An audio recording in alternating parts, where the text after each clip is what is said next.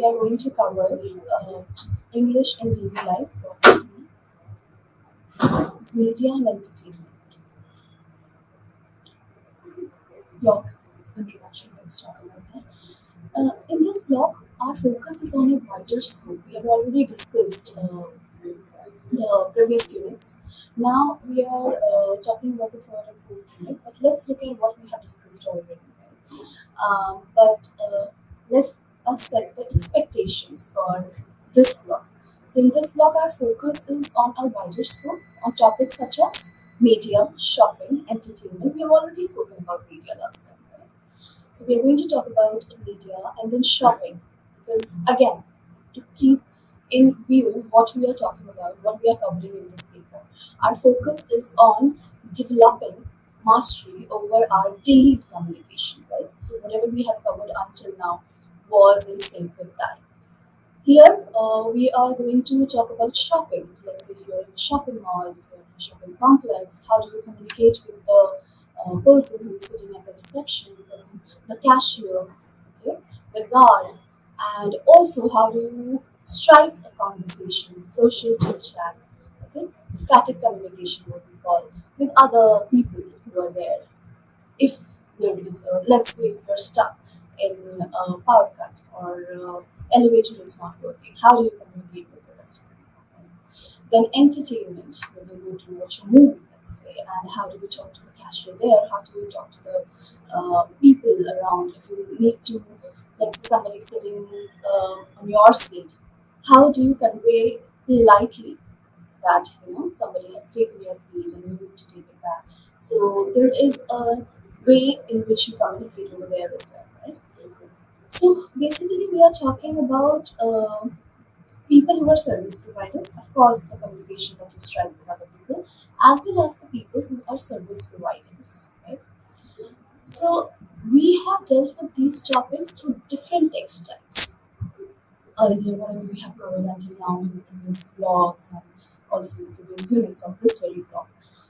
There are descriptive pieces, a biographical account, and a play, right? And we are going to talk about that this time as well. Besides reading comprehension, as you know, the skills of communication, that's listening, reading, speaking, right? Writing. So, besides reading comprehension, we also have other skills of listening, speaking, and writing. In the writing section, you have been given a lot of exercises where you can practice your writing skills. So, you should look at your blog and see what are the things that you can practice, and especially writing longer pieces, such as writing a brief report. Then you have story building and describing places, and these are really engaging activities as well. So the grammar section, it will help you think about language. So we have covered the following topics earlier: how to use passive voice, and used to, would, phrasal verbs, present perfect and present perfect continuous. So let's look at what we have covered already in Unit 1. So this was what we are going to cover today, the things that we covered in the introduction. What we have covered already in Unit 1, there we discussed the diverse types of media. Now, in the first two sections, there were examples of the diversity of news items. Okay? And it helped us to increase our knowledge as well as vocabulary. Right?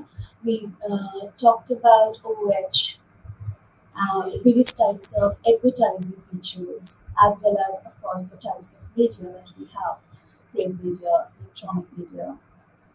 In the listening and speaking sections, we discussed and made choices that we are faced with every day. In the writing section, we used our imagination to write an interesting report. Like we covered that subjective understanding has to come ahead, and you have to manifest your own ideas along with the information that you have gathered from outside. Now, in the grammar section, we saw the difference between the present perfect and the present perfect continuous tense and learned about contractions in English. Remember how we talked about how we can insert apostrophe we are going to omit a certain letter or a certain digit, we can use apostrophe there. In the pronunciation section, we learn to pronounce correctly words from the unit. We did that exercise. Now, in Unit 2, we read an expository piece and understood its main points. You have it in your blog, so you have to read it yourself. But you need to keep in view the topics or the tricks that we have discussed here in the session. We also comprehended new lexical terms using cues from within the text. And we made inferences from the text. Also, we evaluated a situation and provided personal opinion. We looked for patterns and generalized. We utilized the information gleaned from the text in real life situations. So, what happens when you are given exercises in your textbook? These are just examples of how you are going to conduct your conversation with other people. So you will not always be exactly in the same situation where you have to talk about the same topics, or you cannot really cram it up and go exactly. It's not a script that you can learn and then you can probably exercise it. What you have to do is you have to understand how to continue the conversation, and one of the important things there is to be a good listener. So when you listen carefully, you understand where is the person coming from and what are his or her intentions at that time. And if you are able to understand that, then you will be able to convey what you think and how you should reciprocate to the situation better. So once you are aware of the intent of the verse, no matter in what way it is coming to you, once you understand the intent, then you have to follow that chain of thought and you have to articulate your responses accordingly. Right? So that becomes a very easy way to have a very fluid, a very articulated, well articulated conversation and to the point.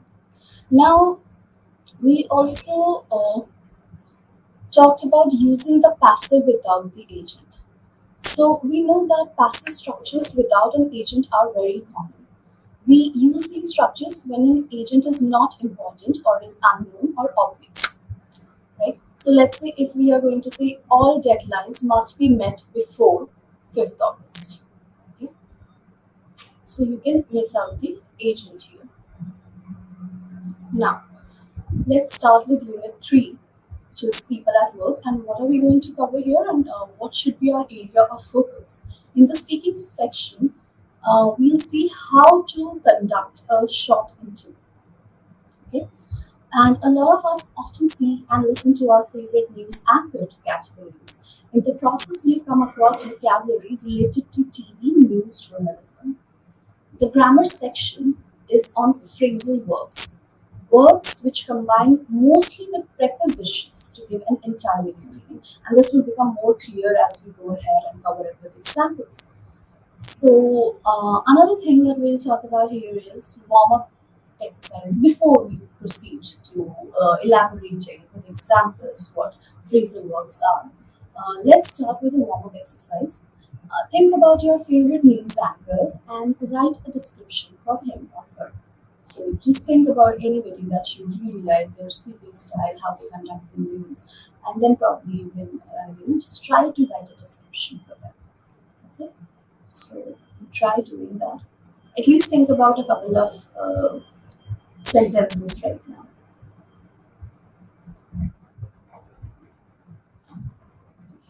Another exercise for you is from the moment we get up in the morning till the time we go to bed, and from the time we go to bed, uh, we wake up again in the morning. A number of people work to make our lives comfortable, safe, and pleasant. Okay? So think about these people. Who are the people who are, and the term that we covered earlier, service providers? We are surrounded by them.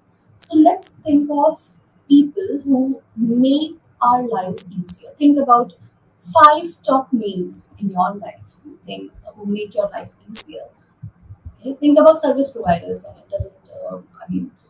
It doesn't include necessarily people that you meet at work. It could be people around your house as well. So do that and think of these people who work for us during the day. Start from your morning. Let's say a newspaper delivery boy, a milkman, a florist, the grocer. Okay, I understand that there is a transaction involved. You're paying these people, but yet these are the service providers, and irrespective of the financial transaction that is taking place, it would be very difficult to manage life without the availability of these people or the cooperation of these people. Though. So that has to be kept in mind, right? Okay, so these are the people that you encounter during your daytime. Now look at the people you encounter during the night, okay? Like night shift workers in a power plant. And even if you don't encounter them, just think of these service providers. So let's say workers in a power plant, printing press operators in a newspaper office, a nurse in a hospital, a watchman patrolling our streets. Right? And more than often, we tend to ignore the convenience that we have because of these people, because we are so used to taking these services from them. Let's look at word map. A word map is a visual organizer that promotes vocabulary development. Using a graphic organizer, students think about terms or concepts in several ways. So it is a visual thinking tool that helps us to structure information so that we are better able to analyze, comprehend, synthesize, recall, and generate new ideas. At a more advanced level, mind maps help to represent ideas and concepts in a graphical way. So, human beings are very visual creatures. So, if something is presented to somebody in a pictorial form, it might make a more lasting impact than it would probably make in any other form. Also, through audio.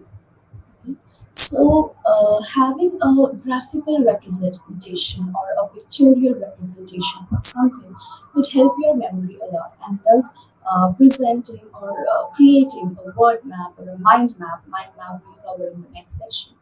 This will often help you organize your thoughts. Like, we have a daily schedule or a planner to organize our day, but how do we organize our thoughts? So, to organize our thoughts, we have a mind map to organize information or to organize facts or words, you can also have a word map, okay?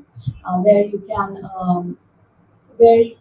can memorize the terms more easily or concepts, which is also called concept map. Okay? So, like I mentioned, it is a visual thinking tool and it helps us structure our information. So while you're studying, you can also use this to organize information more coherently in your mind. For example, look at this word map or concept map. World of journalism. So you have, when you think about world of journalism, you think of a camera person, news anchor, sportscaster, reporter, morning show host, investigative journalist, internship. Okay, there are interns for booking. Then there is a TV station. So these are the terms associated with journalism when you think of, let's say, a newsroom, right? And there are images that will flash in your mind that probably maybe you have never seen a newsroom personally, but you have these images from the movies or the texts that you have read or the pictures that you have seen, right? So your understanding of something is a collaboration, is an accumulation of a lot of ideas or a lot of images or a lot of facts which are around. Right? You collect and you formulate your own understanding of it. All right. Let's move to mind map.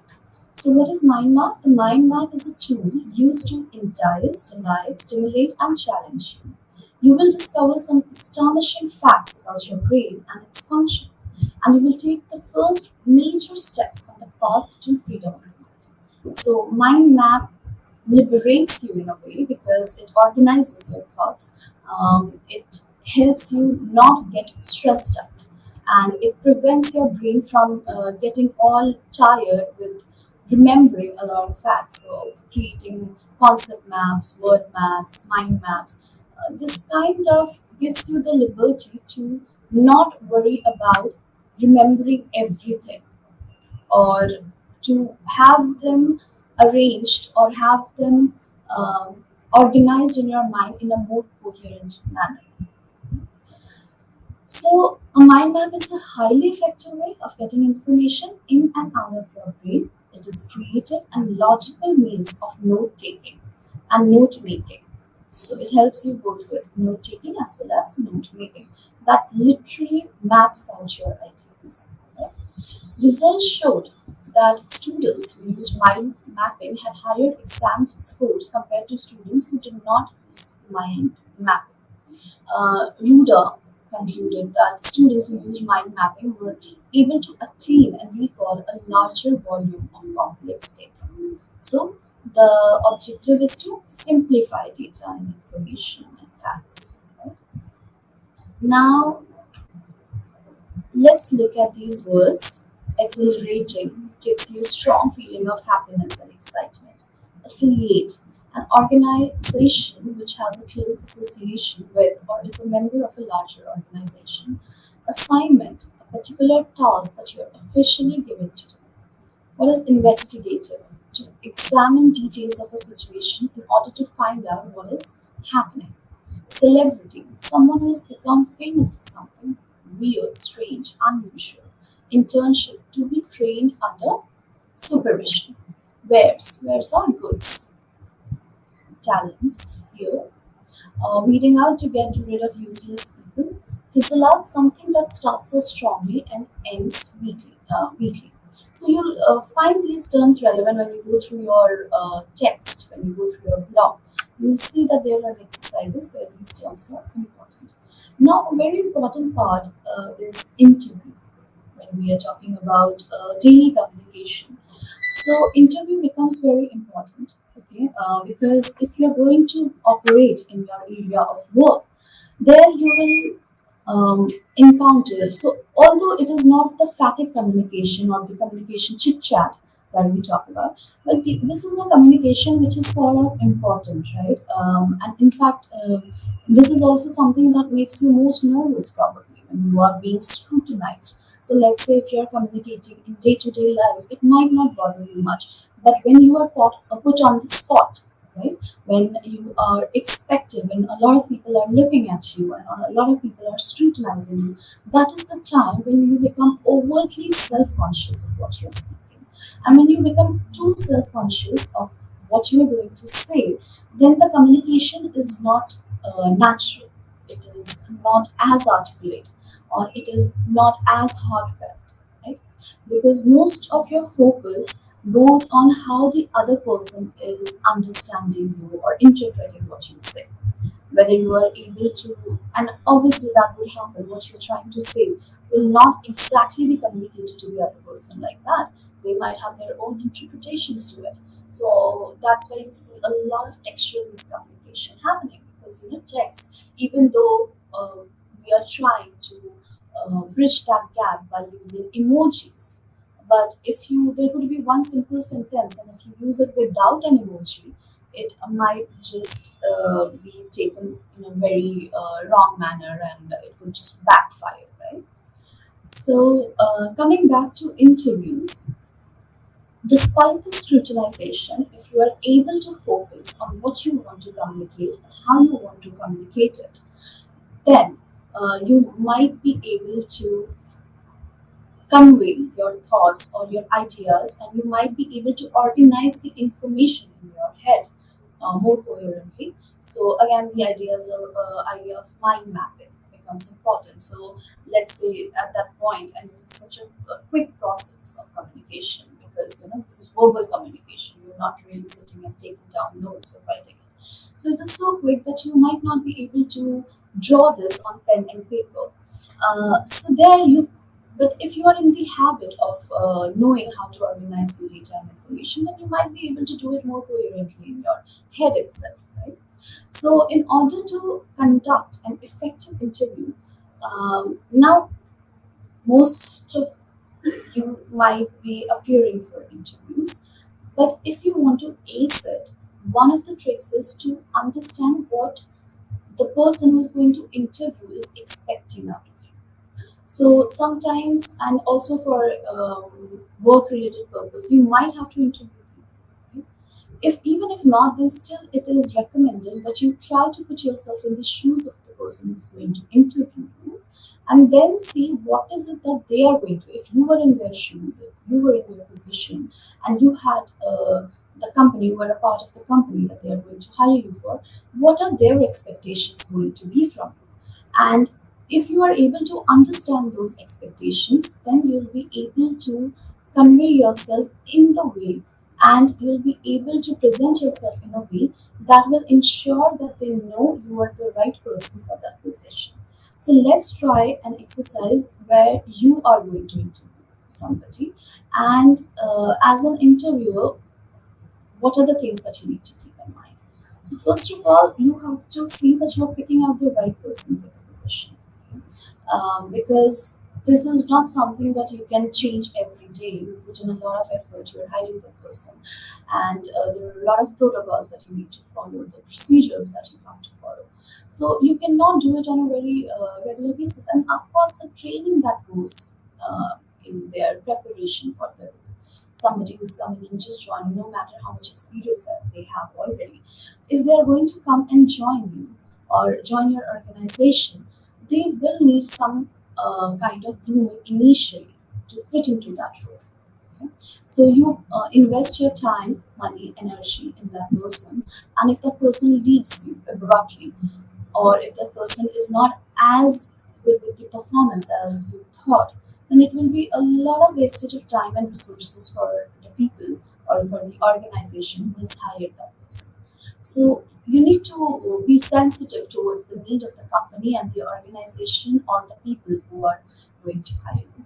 So let's see, as an interviewer, what are you going to expect from people, and what are you going to ensure?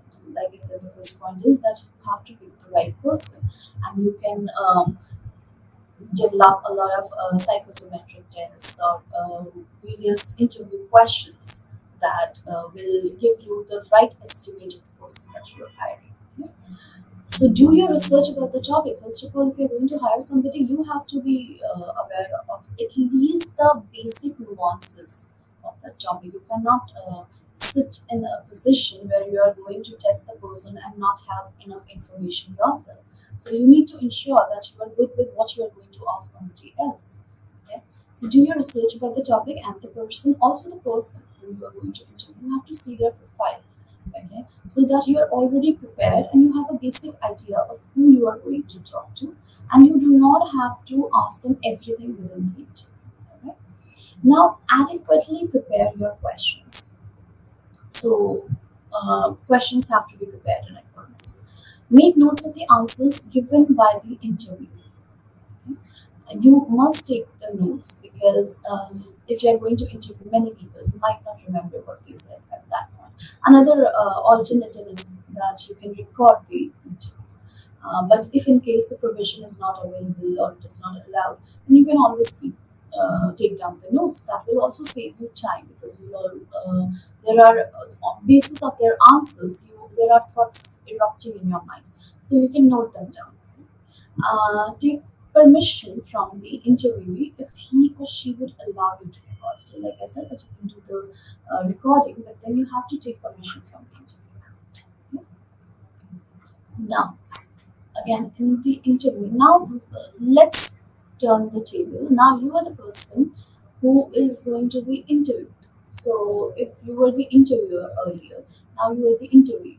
So, when replying to the questions, okay, so now that you have placed yourself in a position where you are going to interview somebody, and if you do that mock exercise, it will give you an idea of things that you are expecting, things that you are noticing in a person, and then you will have a better idea about what somebody else is going to expect out of So when you sit for an interview, you will be clear about that. So this could also be a preparatory exercise for you if you are going to interview for something. Just do a mock interview, become the interviewer, and see what you are expecting from somebody. All right. So the questions, which are, of course, as an interview, you have to, while you are replying to the questions, you may consult the text material, not while replying, but beforehand. Uh, but while replying, you have to invent suitable answers for the questions. And the answers which are not absolutely bookish, because it becomes very evident when you have marked up something and then you are just presenting it directly, um, like a verbatim. If you're going to present it, it becomes pretty evident.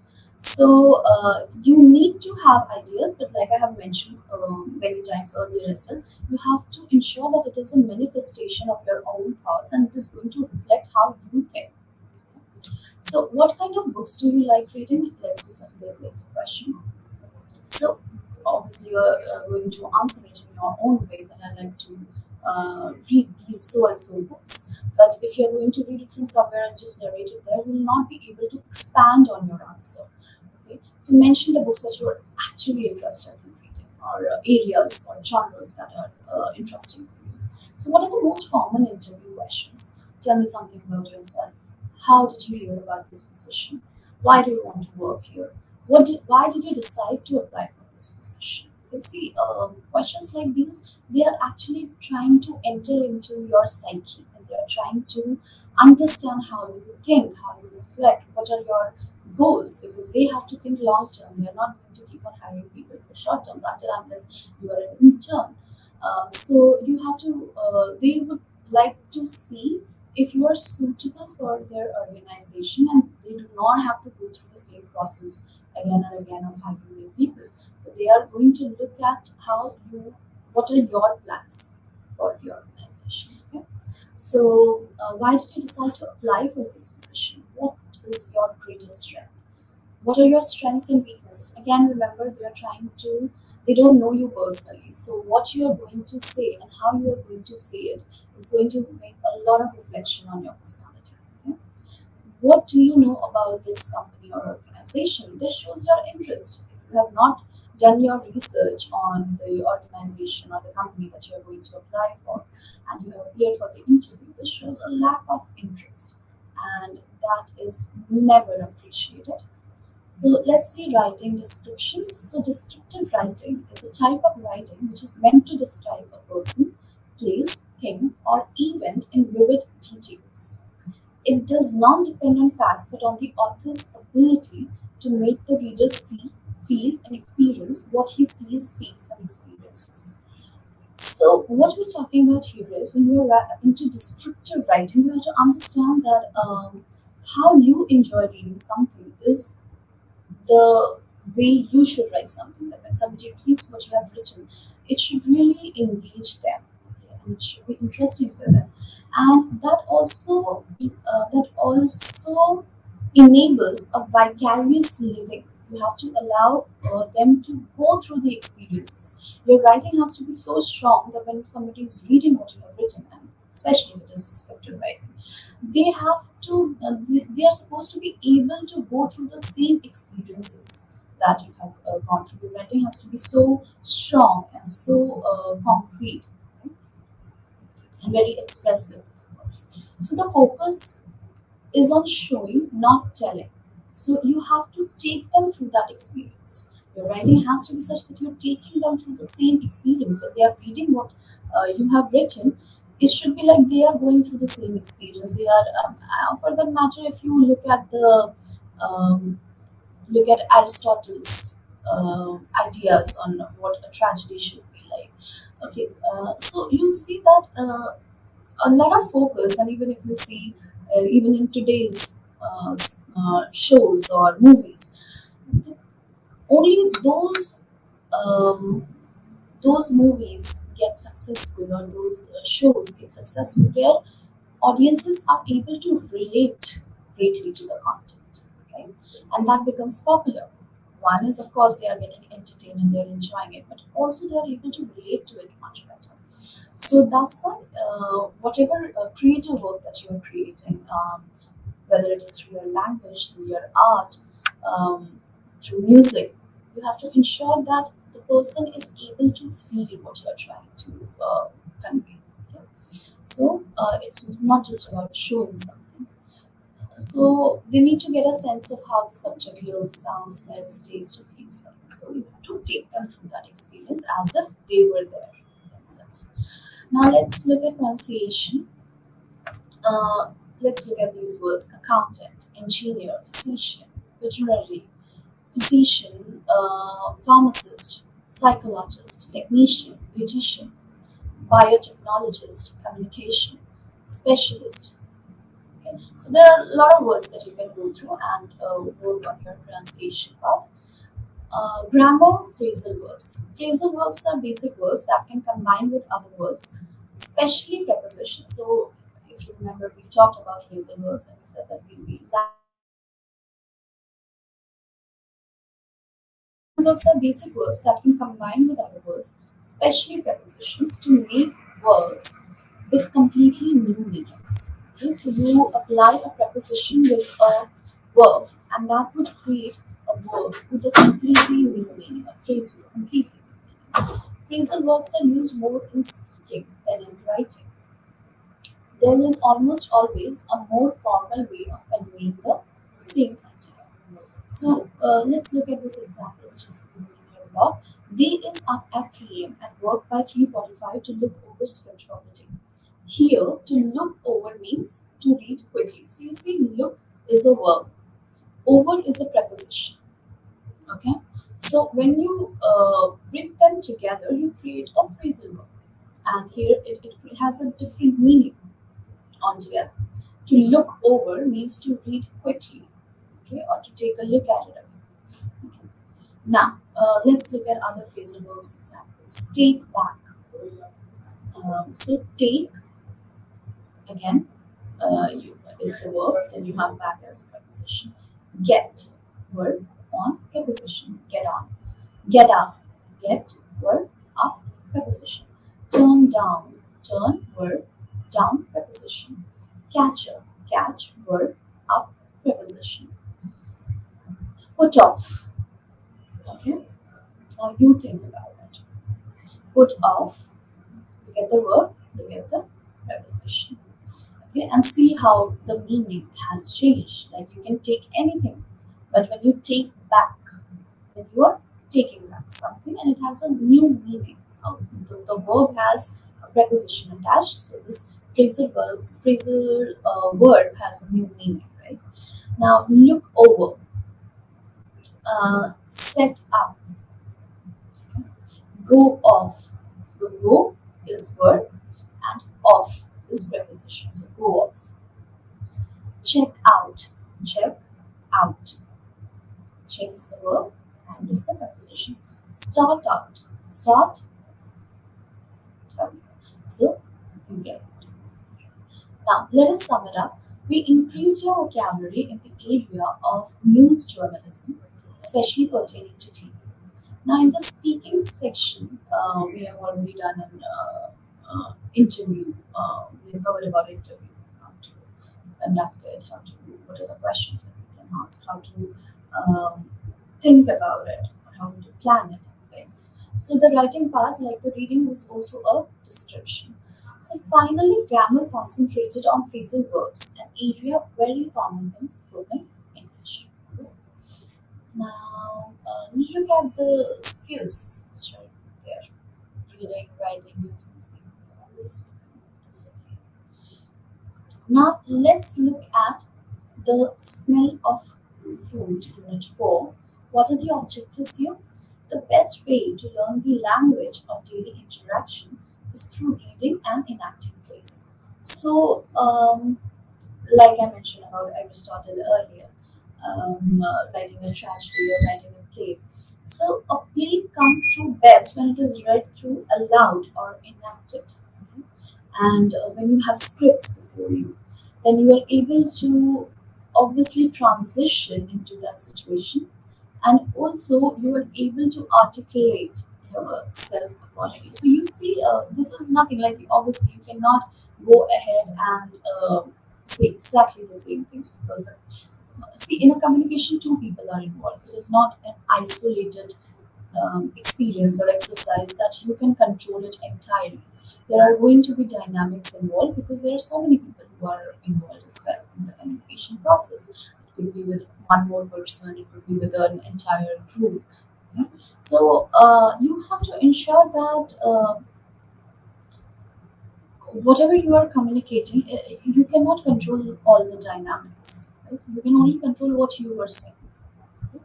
So a play comes from best when it is read aloud or enacted. So a play will only give you a sense of how, if you practice it, it will give you a sense of how to, because obviously you have a script there. So you are not going to go beyond, and it is a controlled atmosphere because you know what is going to come from the other side.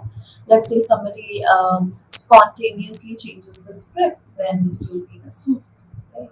So so enacting plays could help you exercise the communication. Also, it works on your confidence area. So if you are involved in activities like theater, that will also give you a lot of control on your speech, on your intonation. Right?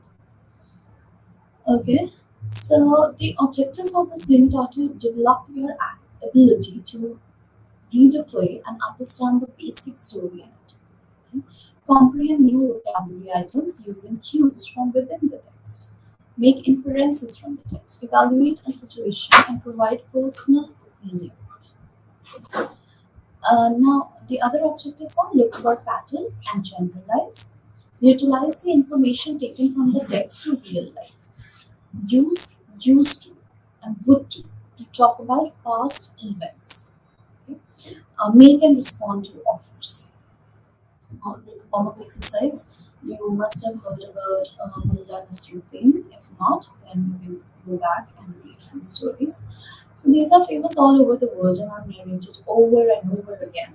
Known for his simple wisdom and wit, he is believed to belong to one of the countries of the Middle East. So you need to cite, can you cite some examples of such clever persons who were known for their wit and willingness to help others, for example, people. Okay? And you can look for other such people who you can think of and just write their examples, the stories if you remember. Try to recall those stories and not read it from somewhere and then write it. Recall such stories that you have heard where you know a witty person was involved. Now, talking about films and TV programs, another exercise that you can do is make a group, let's say a group of four, and exchange notes on the latest films that you have seen. Okay? Alternatively, you can talk about some television programs as well. So, see, all these exercises are intended or are focused on developing your communication skills. So, and again, communication in daily life. So, if you're seeing a movie, let's say there is a sequel of Bulbulaya that you saw. So, there is a prequel. First, you can talk about that. You can compare these two. Okay? Or any movie that you have seen recently, or any show that you have been watching. Another idea would be in order to improve your communication skills, another trick that you can use is that if you watch any of the English shows, you can switch on the subtitles for that. Okay? And while they're speaking, this will help you improve your understanding of various accents. Okay? And secondly, it will give you a feel of the spontaneous conversation. So now there are comedy series. You might get words or phrases like funny, good timing, relaxing, and then there are shows which are very popular like Sinfield and other such shows that you can talk about which are common. So sometimes you know having a common topic of discussion allows a more fluid conversation. And these are the examples that you can use in terms of communication regarding when we're discussing, you know, movies and shows. Also, it doesn't need to be mechanical. You cannot really, these are just examples. You cannot go ahead and speak exactly the same thing. So, when you're involved in something, you'll automatically have ideas to convey if it is a topic of your interest. So, now grammar used to would. Let's see how these are used, and we can come back to this. First, let's discuss about story building. So, story building and story writing can be fun. Look at the sentences and the clues given below. Characters, conversation, events, very important. All right. A way the problem is solved or not solved. Um, these are the points that you can keep in mind when you are building a story. Okay? A particularly exciting event, called the climax of the story, the end of the story. Okay, and let us sum it up. First, we'll go back to the part that we were discussing earlier. Let's look at few of the points that we have covered until now. We have worked on our vocabulary, and we have spoken about the words which are written, the qualities of a person. So when you were asked to give a description of a journalist or service providers, what you're doing is you're describing them, right? And now we are going to talk about used to and would, and also we talked about the phrases in the description of things. So let's see grammar used to and would. So the words would and used to are used to illustrate actions which were regularly done in the past.